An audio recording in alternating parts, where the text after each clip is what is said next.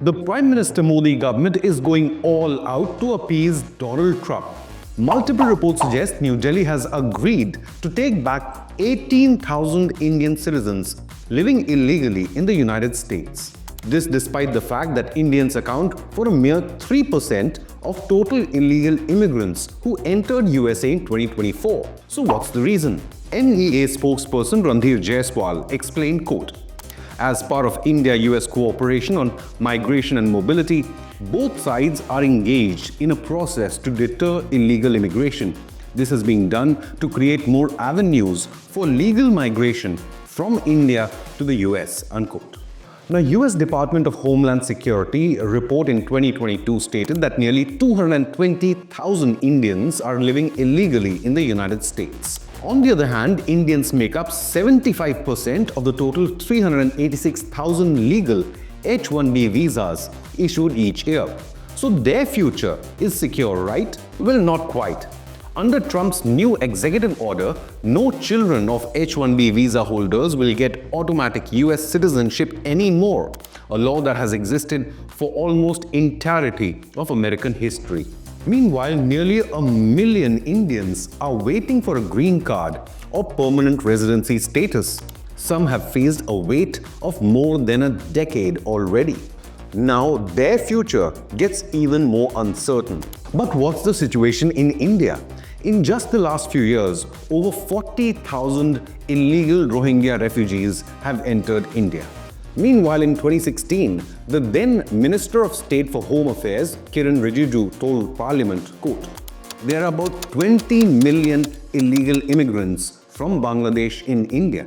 Maybe it's time for New Delhi to take a firm stand, just like Trump, to combat the menace of illegal immigration." Donald Trump is back in the White House, sworn in as the 47th President of the United States of America. And he's wasting no time shaking up global politics, declaring a golden age for America. Donald Trump signed a series of controversial executive orders within hours of taking office, including withdrawing the US from Paris Climate Treaty, exiting the World Health Organization, pardoning 1,500 Capitol riot defendants, and surprisingly, extending TikTok's stay in the US by 75 days. India's External Affairs Minister Dr. S. Jaishankar was front and center at the inauguration of President Donald Trump. Representing India as Prime Minister Modi's special envoy, Jaishankar made a strong statement about India's global presence. Jaishankar wasn't just there, he was seated in the front row. That's where the world's most influential leaders sit, highlighting the significance India might hold in the Trump 2.0 administration. Jaishankar later posted on the X platform, saying, quote, "Privileged to represent as External Affairs Minister and Special Envoy of Prime Minister Modi at the swearing-in ceremony of the 47th President of the United States," unquote. India's attendance at Donald Trump's inauguration is more than a mere ceremonial gesture. It signals a strategic move to strengthen diplomatic ties with a leader who has been known to challenge India on trade and tariffs. In a bold and brash statement, Trump aimed his sights at the BRICS nations, telling them to, and I quote, "Go find another sucker." Speaking during a signing ceremony at the Oval Office, Trump minced no words. Put at least a 100% tariff on the business they do with the United States. And here's what he had to say, quote, "If the BRICS nations want to go ahead with their plans to reduce the use of the dollar, that's okay.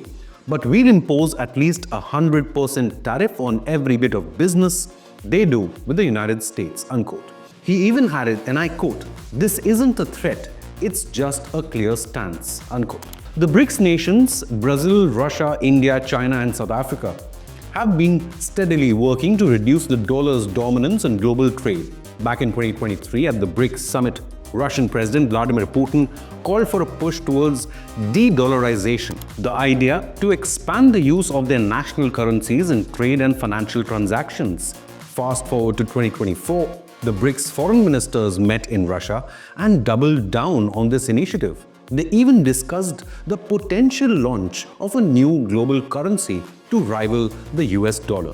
Following this, while Trump threatened 100% tariffs on BRICS, Jaishankar explained India's stand, saying, quote, We have said that India has never been for de-dollarization.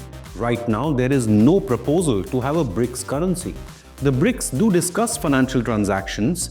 The US is our largest trade partner. We have no interest in weakening the dollar at all, unquote. But imposing 100% tariffs on BRICS nations, is it that simple? China, as expected, is the prime target of Donald Trump's protectionism. But here's the twist. India isn't off the hook yet. Trump has long labeled India a very big abuser of tariffs. Remember when he revoked India's preferential trade status during the first term? The question is, will Modi's India play ball with Trump, or is it quietly hedging its bets with China? In recent months, there has been a surprising thaw in India-China relations. The two countries ended their long-standing border military standoff in the Himalayas, paving the way for a surprise meeting between Prime Minister Modi and President Xi Jinping during the BRICS summit in Kazan. India is even showing interest in Chinese investment. A country that banned Chinese apps and restricted imports just 3 years ago is now re-evaluating visa roadblocks for Chinese executives. So why this sudden shift? The answer lies in economics.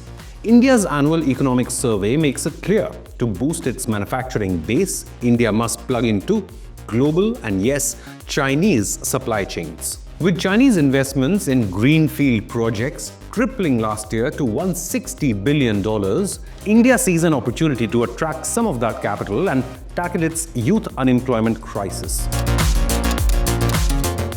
During Donald Trump's second term, India-US relations can be shaped by strategic, economic, and personal dynamics, presenting both opportunities and challenges. The Trump administration regards India as a key ally in the Indo-Pacific, especially for countering China.